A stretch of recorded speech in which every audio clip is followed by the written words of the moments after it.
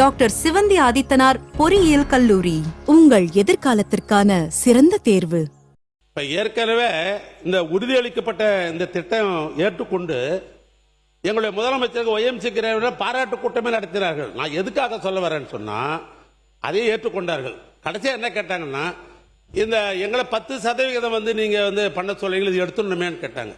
நான் சொன்னேன் 26, 27 தேர்தலுக்கு பின்னால் முடிந்தால் முதலமைச்சர் சொல்லி கன்சிடர் பண்றோம், எடுத்துறோம்னு சொல்லல, அவருடைய கவனத்துக்கு கொண்டு ஏதாவது முடிக்கிறோம் என்ற அழைப்பில் சொன்ன அதிகாரி அரசு அலுவலர்களும் நிம்மதியா போனாங்க. இந்த நேரத்தில் தான் தேர்தல் வந்தது.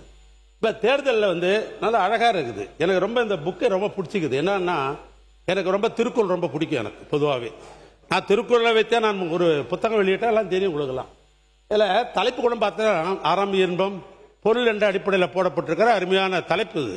ஏன்னா அது வள்ளுவருடைய தலைப்பு. இதுல இந்த அறம் என்கிற அந்த தலைப்பில் 25வது பக்கத்தில் என்ன சொல்லப்பட்டிருக்கிறன்னா, பழைய ஓய்வு திட்டம் நடைமுறைப்படுத்தல் ஒரு தலைப்பில் ஒரு செய்தியை நீங்க சொல்லியிருக்கிறீங்க. திமுக அரசு கொண்டு வந்துள்ள தமிழ்நாடு உறுதியளிக்கப்பட்ட ஓய்வு திட்டத்தை தவிர்த்து ஒழிக்கப்பட்டு அரசு ஊழியர் கோரிக்கையை முழுமையாக பழைய ஓய்வு திட்டம் கனிவுடன் பரிசீலிக்கப்படுன்றீங்க. அவங்க அரசு அதிகாரிகிட்ட நேற்று தினம் நீங்க பேச போறீங்கன்னு சொன்ன உடனே அவங்க என்ன கேட்கிறாங்க, எங்க பழைய நீங்க சொன்னீங்களா உறுதியளிக்கப்பட்ட திட்டம் கண்டினியூ ஆக போகுதா அல்லது பழைய ஓய்வு திட்டத்தை இந்த அரசாங்கம் கொடுக்க போறான்னு ஒரு தெளிவு இல்லாமல் இருக்கிறது. ஆனால் இதை பத்தி நீங்க பேசுங்க, அரசு பதில் சொல்லுவாங்கன்னு சொல்லியிருக்கிறாங்க. ஆனால் தன்னுடைய பதில் உரையிலே சம்பந்தப்பட்ட மனிதவள மேம்பாட்டுத்துறை அமைச்சர் அவர்கள் இந்த டேப் சிஸ்டம் இந்த உறுதியளிக்கப்பட்டது அது தொடருகிறதா அல்லது புதிய பழைய திட்டத்தை கொண்டு வருவீர்களா என்கிற தெளிவு அரசு அதிகாரிக்கு வேண்டும் என்பதை இந்த நேரத்தில் நான் உங்களுக்கு தெளிவாக தெரிவித்துக் கொள்ள விரும்புகிறேன். அதே போன்று நான் நிறைவு பண்ணிடுறேன். ஒரு 2 நிமிஷம் கொடுங்க, இதோட நிறைவு பண்ணிடுறேன். நீங்க பேசினதுல அரசு அலுவலர்கள் முன்பு எங்களுக்கு சலாம் போட்டார்கள், இப்போது உங்களுக்கு சலாம் போடுகிற இந்த வார்த்தை அவை குறிப்பு தான் நீக்கிடுறேன். நீங்க எதை எடுத்தாலும் நியாயத்தை எடுத்துருங்க. மாண்புமிகு பேரவைத் தலைவர்களே, நாடு சுதந்திரம் அடைந்தது பின்பு இந்த தமிழ்நாட்டை மிக மிக எளிமையானவர்கள் எல்லாம் முதலமைச்சராக இருந்தார்கள். ஓமந்தூர் ராமசாமி ரெட்டியார் செருப்பே போட மாட்டார் இந்த முதலமைச்சர். அப்படி ஒரு முதலமைச்சர். அண்ணன் கலைஞர் எல்லாமே எளிமையானவங்க தான் முதலமைச்சராக இருந்தவங்க எல்லாம்.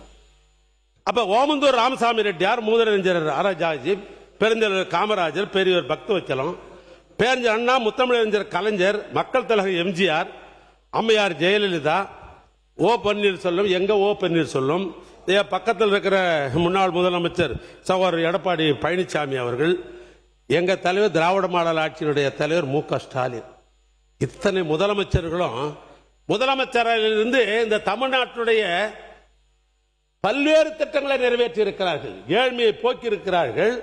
இன்னும் சொல்ல போனால் தமிழ்நாடு வளர்ச்சி என்று இன்றைக்கு இந்தியாவில் இருக்கிற மாநிலங்களிலேயே இன்றைக்கு முதல் மாநிலமாக தமிழ்நாடு திகழ்கிறது என்று சொல்வதற்கு இத்தனை முதலமைச்சர் அந்த அறையிலிருந்து தான் போட்டிருக்கிறாங்க. இன்றைக்கு காலையில் இந்த டைம்ஸ் ஆஃப் இந்தியா என்கிற பத்திரிகை ஒரு செய்தியை அரசனுடைய கவனத்துக்கு கொண்டு வர, வேறொன்றும் அல்ல. ஆனால் இப்பொழுது அந்த இடத்தை மாற்றிவிட்டு 1 கோடி ஏறத்தாழ் 30 லட்சம் ரூபாய் செலவில் எங்க அண்ணன் கலைஞர் தான் நாமக்கல் மாளிகை அந்த 10 மாடி கட்டடத்தை கட்டி கொடுத்தவரை எங்க அண்ணன் கலைஞர் தான். இப்ப அந்த இடத்துக்கு முதலமைச்சர் போறார். என் கேள்வி என்னன்னா, அது அவருடைய விருப்பம். யார் எந்த அறையை வைப்பது அவருடைய விருப்பம், யார் எந்த டிரைவர் வச்சுக்கிறது என்பது அவருடைய சொந்த விருப்பம். அதில் நான் தலையிட முடியாது. ஆனா இவ்வளவு திட்டங்கள் எல்லாம் இந்த நாட்டுக்கு கொடுத்த அறை இப்படி இருக்கிற பொழுது எங்க அண்ணன் கலைஞர் கட்டிருக்கிற அந்த அறைக்கு போறார் என்பதில் எனக்கு தனிப்பட்ட ஒரு விதத்தில் மகிழ்ச்சி தான். இது பிரிட்டிஷ்காரன் கட்டது, அது தமிழன் கட்டது, அது ஒன்றும் மாற்றம் இல்லை.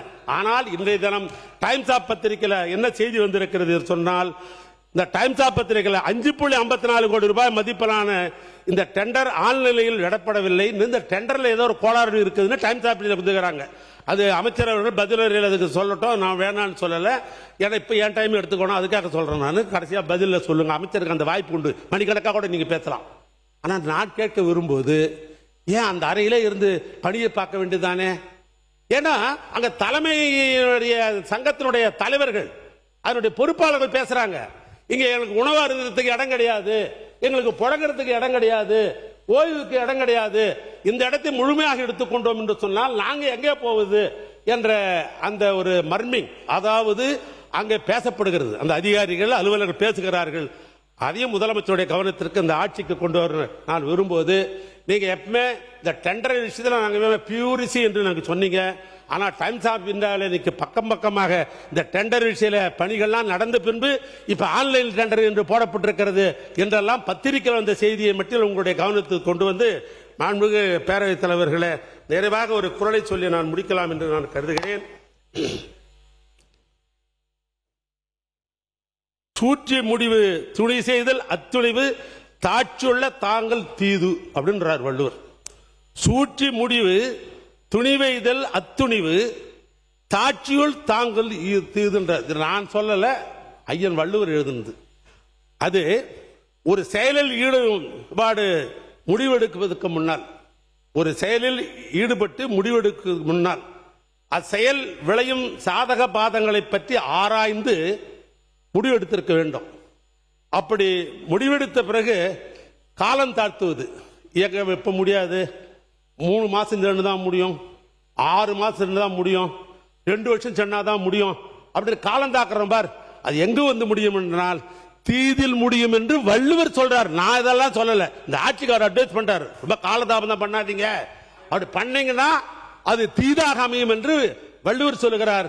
எனவே அந்த வள்ளுவர் தான் இந்த ஆட்சிக்கு பொருத்தம் என்று சொல்லி, அச்சம் என்பது மடமையடா, அஞ்சாமே திராவிடர் உடமையடா, 6லும் சாவு 100லும் சாவு, தாயகம் காப்பதுதான் இந்த கழக உறுப்பினருடைய கடமை என்று சொல்லி என் உரையை நான் நிறைவு செய்கிறேன். நன்றி, வணக்கம். டாக்டர் சிவந்தி ஆதித்தனார் பொறியியல் கல்லூரி, உங்கள் எதிர்காலத்திற்கான சிறந்த தேர்வு.